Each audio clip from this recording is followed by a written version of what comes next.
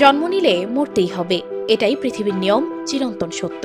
হয়তো কেউ আগে কেউ পরে মৃত্যুর এই মিছিলে থাকবেন।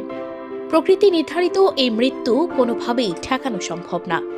তবে কিছু মৃত্যু আছে যা প্রকৃতি বিরুদ্ধ, সেগুলো চাইলেই ঠেকানো সম্ভব মানুষের পক্ষে। আরেকটু দীর্ঘ হতে পারে প্রিয়জনের সুন্দর পৃথিবীতে বেঁচে থাকা। প্রকৃতি বিরুদ্ধ এই মৃত্যুর নাম আত্মহত্যা। মনোরোগ বিশেষজ্ঞদের মতে যে কোনো আত্মহত্যা প্রতিরোধযোগ্য। একটু সচেতন হলেই বেশিরভাগ ক্ষেত্রে আত্মহত্যা প্রতিরোধ করা যায়, ঠেকানো যায় অপ্রত্যাশিত এই মৃত্যু। হাদিস কোরআনেও এই আত্মহত্যাকে মহাপাপ হিসেবে উল্লেখ করা হয়েছে। তবে বিশেষজ্ঞরা বলছেন, সম্প্রতি দেশে আত্মহত্যার নীরব মহামারী চলছে। বিভিন্ন সমীক্ষা বলছে, বাংলাদেশে প্রতি বছর কমপক্ষে 13,000 মানুষ আত্মহত্যার পথ বেছে নেন। আর পুরো বিশ্বে বছরে 8 লাখ মানুষ আত্মহত্যা করেন। অর্থাৎ বিশ্বে প্রতি 40 সেকেন্ডে একজন মানুষের প্রকৃতি বিরুদ্ধ মৃত্যু হয়। বিশেষ করে কম বয়সীদের ক্ষেত্রে এই সমস্যা উদ্বেগজনক বলে মনে করা হচ্ছে।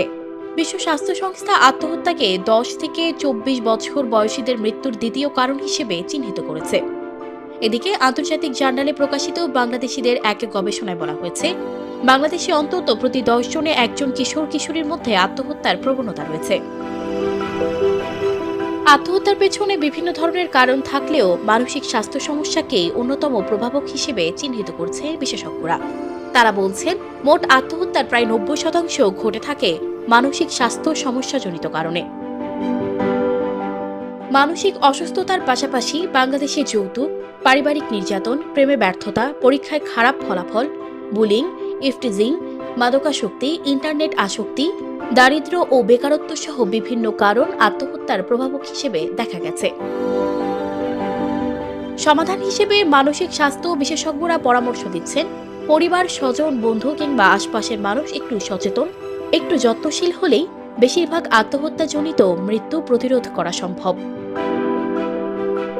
এছাড়া আত্মহত্যা প্রতিরোধে সবচেয়ে বেশি প্রয়োজন মানসিক স্বাস্থ্য বিষয়ে সচেতনতা। এই সচেতনতা থাকতে হবে ব্যক্তি, পরিবার, সমাজ, শিক্ষা প্রতিষ্ঠান, কর্মস্থল সবখানে। যে কোনো স্থানে আত্মহত্যার প্রসঙ্গ উঠলে এড়িয়ে যাওয়া যাবে না, বরং বোঝাতে হবে যে আত্মহত্যা যে কোনো সমাধান নয়। আত্মহত্যার ইচ্ছা প্রকাশকারীকে নিয়ে কটূক্তি নয়, তাকে সাহস যোগাতে হবে, দিতে হবে অনুপ্রেরণা, উৎসাহিত করতে হবে স্বাস্থ্যকর জীবনযাপনে। সানজিদা রহমান, প্রবাস খবর।